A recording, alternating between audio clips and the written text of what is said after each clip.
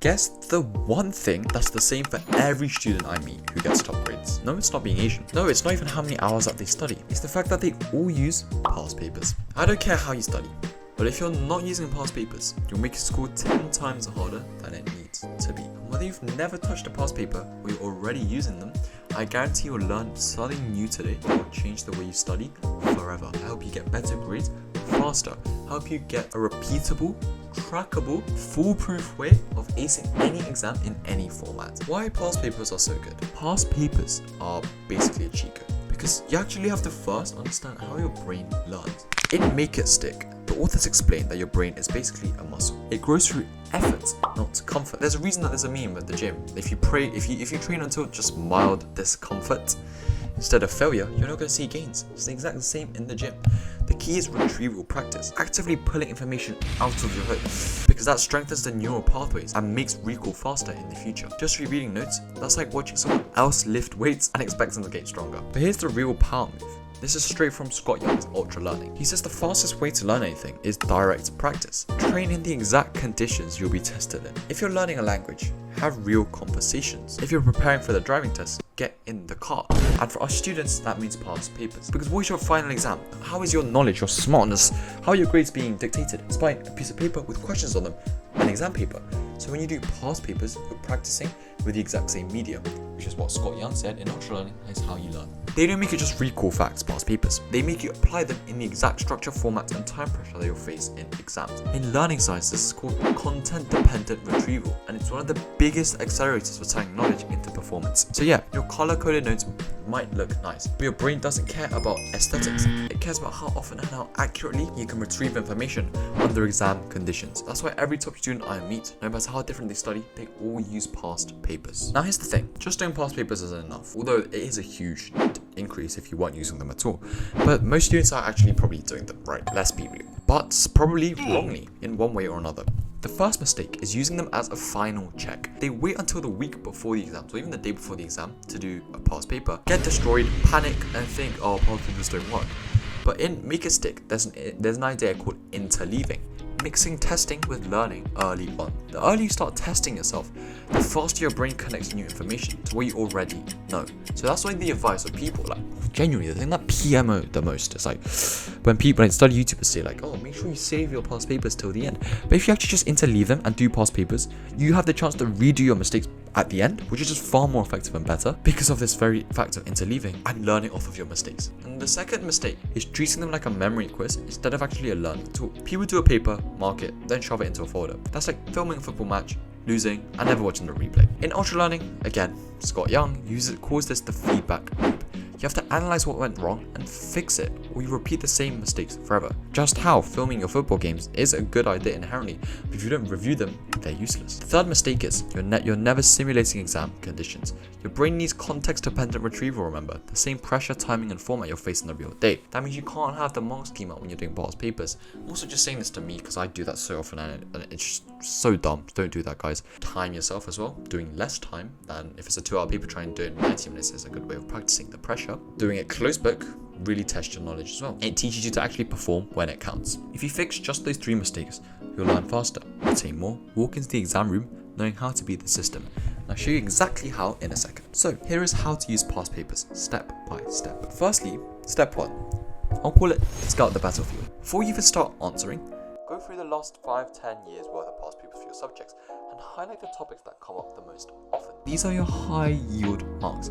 You just done the 80-20 analysis for your topic without even touching a textbook. Step 2 is do a first run open book. Yep, I said it. You want to do your first paper, but just your first paper, with your notes right there. The goal isn't to ace it yet, but it's actually to learn how examiners think and see how they're actually asking questions. What type of questions are they asking? Then the third step is to review like a detective.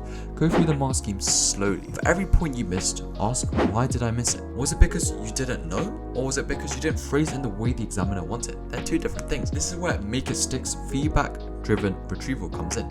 You learn the fastest from your mistakes. Your mistakes are not the same as mine. That's why past papers are personalized and so important. good. Step 4 is to speedrun it. Do the same past paper but under real exam conditions now. Close notes, strict timing. This locks in the context-dependent retrieval and trains you for pressure.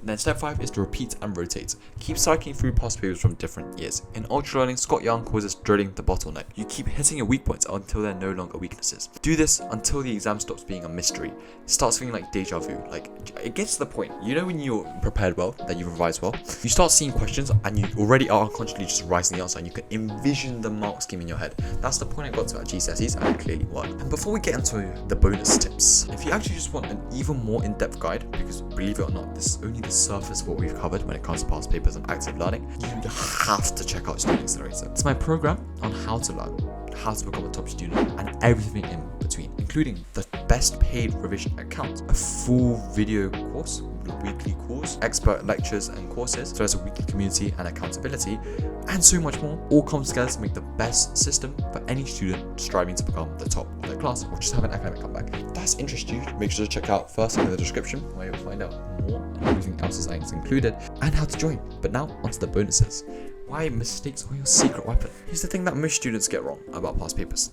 The real magic isn't in the questions you get right, they're in the ones you get wrong. And make it stick. There's this idea that errors are not just acceptable, they're essential. Every time you make a mistake, your brain experiences a gap between what you thought was correct and what's actually correct. Because unless you left it blank, like that happens, most of the time, you wrote an answer there because you thought it was correct. That gap triggers deeper processing.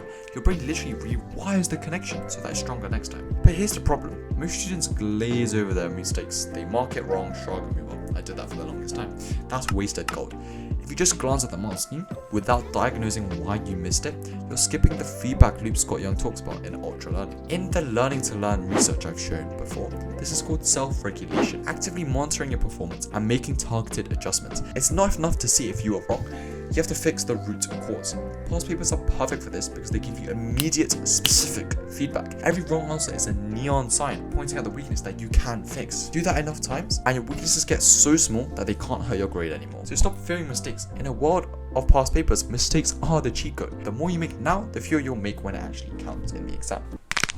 If you take away one thing from this video, it's this: past papers aren't just practice, they're the most efficient way to train your brain for the exact test that you're about to face. The earlier the start, the more of those mistakes you turn into free marks. If you want me to literally walk you through how to build this into your personalized study routine, what to do each day, how to break down the mark schemes, how to turn every weaknesses into a strength, that's exactly what I teach in this Student Accelerator right now. So many students who have made amazing comebacks, as you can see, who've gone to failing mocks to smashing finals in just a few weeks using this system. Doors are open. If you want to get in before the next round starts, hit the link below and I'll see you inside.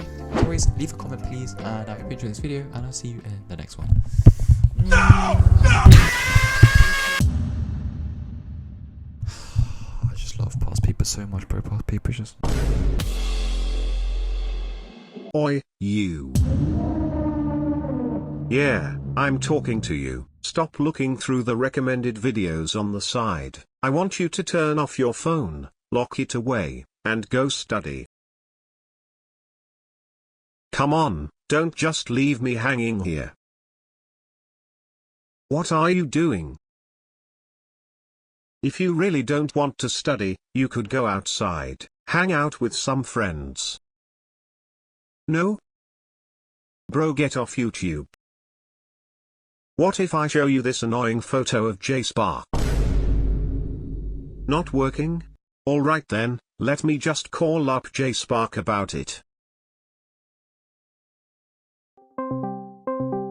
What's going on? Greetings sir, the viewer refuses to study. Disgusting. I prepped RS-24. You hear that? I just told jspark to fire the RS-24 intercontinental ballistic missile at your house. Silly sausage, you should be doing productive things.